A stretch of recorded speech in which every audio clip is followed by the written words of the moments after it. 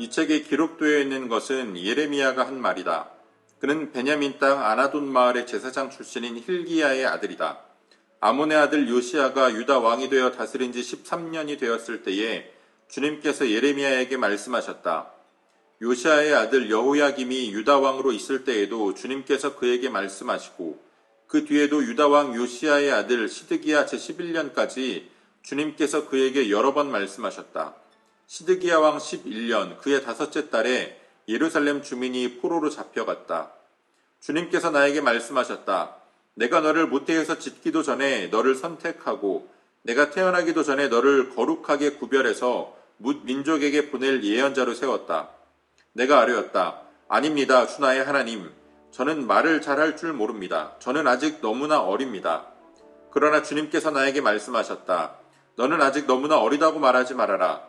내가 너를 누구에게 보내든지 너는 그에게로 가고 내가 너에게 무슨 명을 내리든지 너는 그대로 말하여라. 너는 그런 사람들을 두려워하지 말아라. 내가 늘 너와 함께 있으면서 보호해 주겠다. 나 주의 말이다. 그런 다음에 주님께서 손을 내밀어 내 입에 대시고 내게 말씀하셨다. 내가 내 말을 내 입에 맡긴다. 똑똑히 보아라.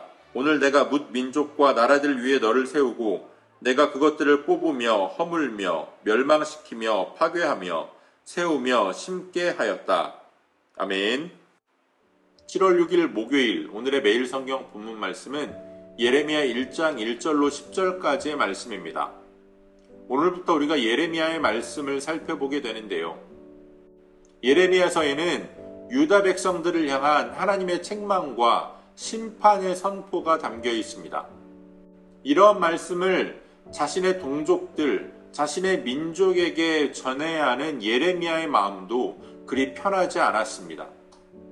그래서 늘 예레미야의 눈에서는 눈물이 마르지 않았고, 그래서 예레미야를 우리는 눈물의 선지자라는 별명으로 부르기도 합니다. 오늘 본문에서 우리가 읽어본 것처럼 예레미야는 처음에 하나님의 부르심 앞에서 저는 너무 어립니다 라고 거절의 의사를 밝힙니다. 그렇지만 하나님은 예레미야가 대단한 능력이 있어서 예레미야를 택하신 것이 아니었습니다. 하나님께서 예레미야를 모태에서 지으시기도 전에 이미 하나님께서는 예레미야를 택하셨고 거룩하게 구별하셔서 하나님의 선지자로 그를 부르셨습니다. 그 일을 감당할 수 있는 능력이 있고 없고는 자신의 판단이 아니라 하나님의 판단에 달려있는 겁니다. 그는 그저 하나님께서 자신의 입에 맡겨주신 그 말씀을 선포하기만 하면 되는데요. 그가 앞으로 선포하게 될 하나님의 말씀은 뭇 나라와 민족들을 뽑고 허물며 또 멸망시키고 또 그런가 하면 심기도 하고 세우기도 하는 그러한 말씀들입니다. 예레미야에게 능력이 있는 것이 아니라 예레미야가 맡은 하나님의 말씀에 능력이 있는 겁니다. 이런 말씀을 선포하는 예레미야 자신만 그것이 불편했던 것은 아니었습니다. 같은 동족인 예레미야로부터 책망과 심판의 말씀을 들어야 하는 유다 백성들도 예레미야의 말씀을 듣고 돌이키지 못하고 오히려 예레미야와 갈등하게 됩니다. 그러나 오늘 본문이 기록하고 있는 것처럼 하나님께서는 이 심판과 책망의 말씀을 단 한 차례 선포해 주신 것이 아닙니다.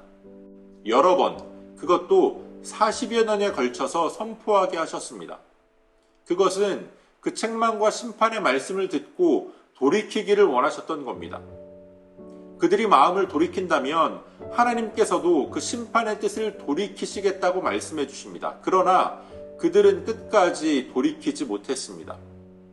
물론 예레미야의 말씀이 심판의 선포와 또 심판의 실현으로만 끝나는 것은 아닙니다. 예레미야 선지자는 하나님께 말씀을 받아서 하나님께서 정하신 때가 되면 그들이 포로로부터 풀려나리라 선포하기도 합니다. 또한 하나님께서 주시는 새 언약에 대해서 선포하기도 합니다.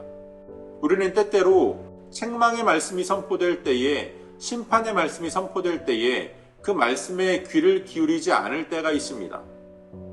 그러나 어떠한 말씀이든지 우리에게 선포되어지는 하나님의 말씀에 우리는 마땅히 귀를 기울여야 하고, 또 그것이 책망과 심판의 말씀이라면 그 앞에서 즉시 하나님 앞에 무릎 꿇고 하나님께 돌이켜야 합니다. 무엇보다 하나님께서 우리에게 어떠한 사명을 맡겨주실 때에 나의 연약함을 핑계 삼아서 그것을 거부하는 것이 아니라 나에게 그 일을 맡기신 하나님을 신뢰함으로 순종할 수 있는 자세가 필요합니다. 앞으로 우리가 살펴볼 예레미야의 말씀을 통하여서 그 말씀을 단지 유다 백성들만을 향한 말씀이 아니라 우리들로 하여금 돌이키고 회개하게 하시는 책망의 말씀으로 받을 수 있는 저와 여러분들이 되어주시길 소원합니다.